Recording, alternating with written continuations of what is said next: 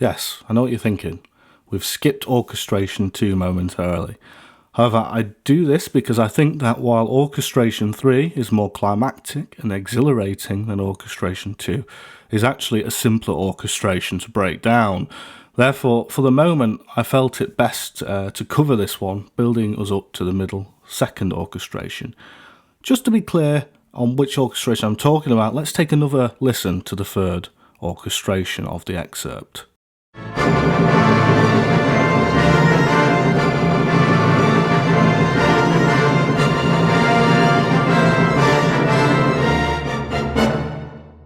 At the end of the orchestration, similar to what we will observe in the second, the texture becomes more homophonic. However, for this analysis, I want to focus on the first part of this section before it does become more homophonic. I'm interested in the constituent layers of the accompaniment, of the melody and accompaniment part of this excerpt. Some of the decisions Smyth made, why she may have made those decisions, and what she might have done differently to achieve a different effect, or to elevate different parts of the accompaniment had she wanted to. The melody itself is simply orchestrated in the bass register in an octave unison. On the top line we have a bassoon, trombone and cello. On the lower octave we have the other bassoon, tuba and double basses.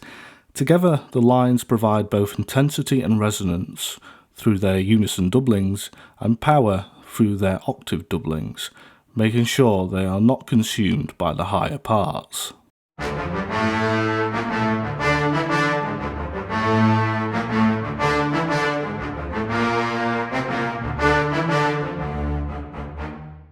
That being said, in comparison to the clarity of the opening two orchestrations, there is a degree of tension created by the third orchestration here, getting lower and lower and fighting for prominence to a certain extent with the accompanying figures.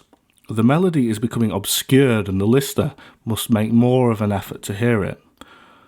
While in some contexts, particularly in teaching orchestration, this could be seen as a negative, here it gives the music, specifically the orchestration, complexity that contributes to a depth of meaning, particularly when one considers the wider opera. The Wreckers is a tragedy based on the coastline of Cornwall in the southwest of England. Here, a community is morally torn apart by its efforts to survive, actively encouraging shipwrecks on their coastline, killing the crews and looting the wreckages.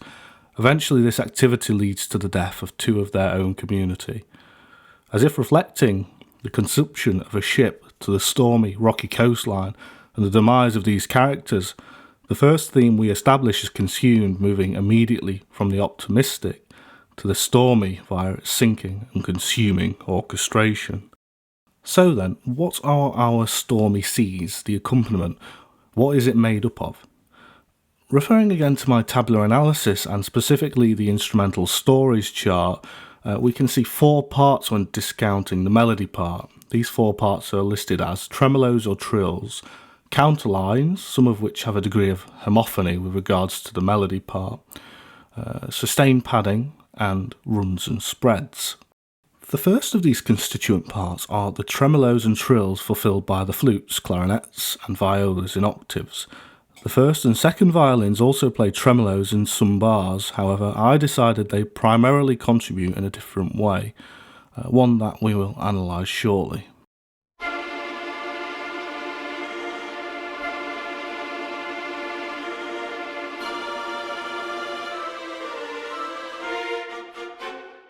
In a real performance, the effect would be less robotic as the players play unmeasured.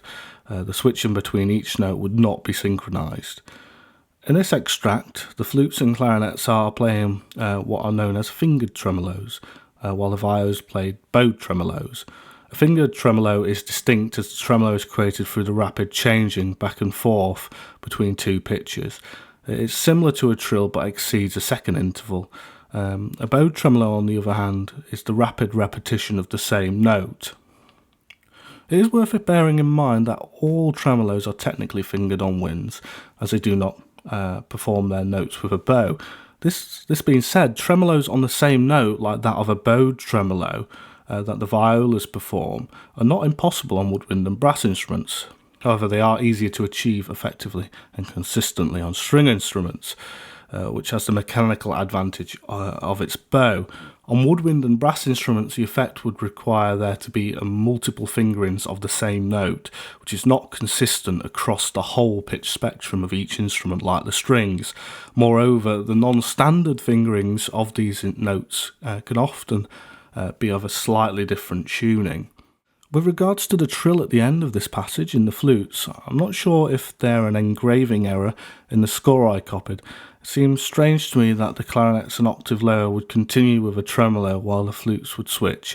I'm unaware of any difficulties the flute would face with these fingered tremolos, so I'm suspicious of whether the original copyist mistook a potential shorthand in the autograph manuscript by Smyth. I don't know and cannot say for sure. Either way, there is a clear effort to create a particular effect through the use of tremolos here, which I will discuss briefly now. I think the simple reason for using tremolos here as such a strong dynamic is the energy and excitement that they create, especially in combination with other parts of the orchestration that we will cover shortly. In comparison to a sustained passage, the rapid oscillation between notes creates a flurry of excitement that gives the accompaniment dynamism. The bristling excitement is lost when all players are asked to play sustained, long notes.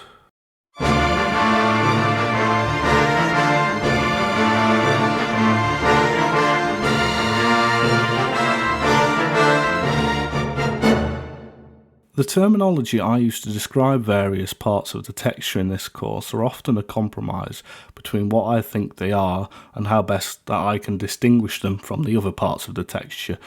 This is particularly the case with this part, the counterlines. Switching between supporting or arguably distorting the melody homorythmically, there are brief moments of melodic interest that also serve to flesh out the harmony.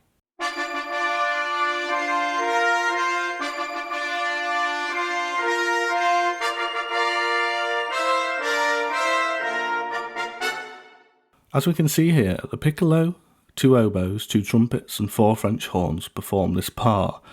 The French horns are a remarkably useful group within the orchestra. Typically instruments are positioned in registral order, however the French horns are usually positioned above the trumpets to signify their linking quality between woodwind and brass as an honorary guest in the woodwind quintet. They perform solo, soli and supporting functions with equal proficiency within the orchestra. Here they are given the task of filling out the harmony as well as doubling the oboes and trumpets on the tonic notes in the opening part of the phrase. For me, the use of a counterline here, which is not particularly countermelodic or contrapuntal, adds a layer of interest. Having these parts move, like with the tremolos, adds to the energy, intensity and, I suppose, the general interest. The orchestration could very well have worked with these parts simply holding the same chord across the various phrases, but you lose something that might not be immediately distinguishable. I compare this kind of subtle movement within various layers when done well as being like the difference between chocolate cereals and a full English breakfast. The Choco cereals might be a thrilling, tasty start to the day, but you know you'll be hungry before lunchtime and you'll need something else in a couple of hours. On the other hand, that full English might be a little less exciting in flavour when you start it, but it'll keep you going while tea or dinner time. It can be overdone, of course, and sometimes static parts are better, especially if you want clarity. But as we've discussed, Smyth has given us the theme clearly. Now she wants to bury it, while also keeping it interesting for its presentation for a third successive time. Providing extra harmonic richness in the middle register, the 2 tenor trombones play what I label as sustained padding. It does join the counterline texture at bar 25 to 27. Presumably, Smyth felt that giving the trombones something too much like the oboes, trumpets and horns early would give that layer too much weight and power in relation to the melody and other parts of the accompaniment.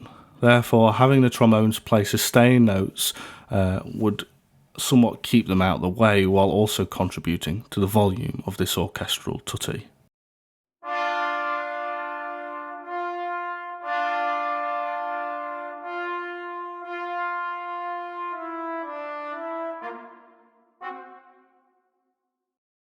The final part of this orchestration are the real excitement generators. These are the runs and spreads performed by the harp versus the first and second violins. And by verses, I mean the harp plays its gestures and then the first and second violins respond.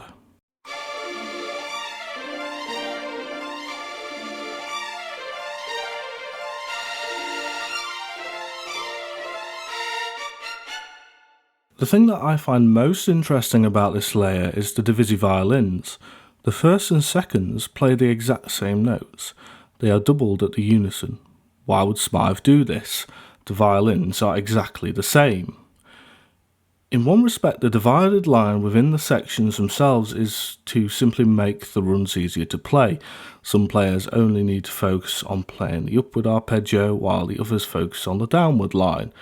However, I do not know exactly why Smyth divided the same line across the two sections, but I can hazard a couple of guesses that I think will raise some interesting things to discuss that can easily be forgotten when we're orchestrating at our computers. At the time of Smyth, in the early 20th century, it was not uncommon for the orchestra to be laid out with the first and second violins on opposing sides of the conductor's podium. The result of this is kind of like the stereo field that we have today between our left and right speakers, or left and right earphones or headphones. With a left and right speaker, sound can be panned between them to give the effect of a sound coming more from our right or left, or somewhere in between. Moreover, the other result of having the second violins on the right of the stage is that the violins of the second violin players are projecting backwards. Naturally, this inhibits their projection.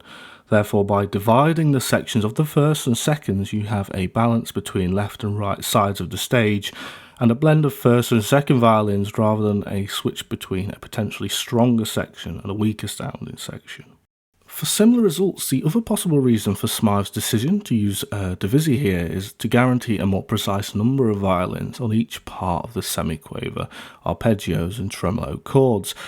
Typically, if there is to be a difference between the number of first violins and second violins, the first boast the largest number of players.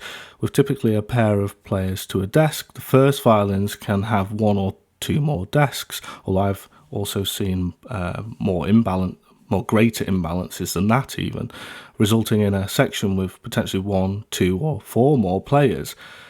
A marginal difference, if we were also to add the previous point to the mix regarding the projection and separation of the sections, then there could be subtle but undesirable variations in volume and weight between the descending and ascending arpeggios. For example, in Anatomy of the Orchestra, Norman Delmar identifies a fairly standard 16, 14, 12, 10 and 8 setup in the string sections of a symphony orchestra of this time. What this means is that there are 16 first violins, 14 seconds, 12 violas, 10 celli and 8 double basses. It's pretty standard for lower sections to diminish in size as their natural resonance and weight of tone increases on account of being bass instruments. However, the violins are novel in being two large sections made up of the same instruments. Changes in numbers between the sections, therefore, will reveal subtle differences in weight, tone and volume. By dividing the violin sections and having them double one another, Smyth guarantees the same number on each line. This in turn also ensures that the sound is balanced, whether the violins are spread across the stage or sat next to each other, as in more modern stage layouts. Another possible reason for Smyth to have taken the decision to divisi the parts across the sections is to aid smoothness through gestures, communication and closer positional bonds within the orchestra. As I said before, there are typically 2 players to a desk, although COVID rules has affected this practice in some places, and this persists now as we come out into our post-COVID society. Therefore, unless the composer specifies a different means of dividing the part, typically a divisi instruction means the 2 players on a desk take a line each. The higher ranked player would typically take the upper line, or the more melodic or solo line, and the lower ranked player the lower line. Therefore, perhaps Smyth wanted to take advantage of these relationships in the orchestra. Rather than have whole sections pass the arpeggios back and forth, potentially across the concert stage, Smyth has asked the players to pass them between one another within a section, This, in my opinion, makes the parts easier to play as players can hear and play with one another more easily, like in a chamber ensemble. In effect, Smyth is trying to borrow the agility of a chamber ensemble, empowering the players to perform more nimbly as a unit. I suppose the lesson here is that as orchestrators we should not simply think of lines as units, forgetting proximity and bonds within an orchestra. The strings particularly are sections, subsections and individuals. The first violins are a section made up of desks, which are subsections. There are then two individuals on each of these desks. As you may notice, many of the parts cross between and contribute to different layers of the texture. At times, for instance, I could have easily broken down the tabular analysis to highlight this, and sometimes I do, and sometimes I don't. In these cases, I have to make a decision between the best representation of the music and what best breaks the music down into understandable chunks. For example, the sustain lines and the tremolos in bars 26 and 27 double either at the unison or homophonically, the counterline layer we have discussed. Less obvious, particularly in the violin runs, Smyth also outlines the counterline part of the texture by having them built on the melody, counterline and harmony notes of the beat they are pass over. The notes of the counterline being on the strongest part of each beat, these come through the most, adding further emphasis to this line, while also being able to provide energy through their running figures. The harp also outlines the same notes with their spread chords.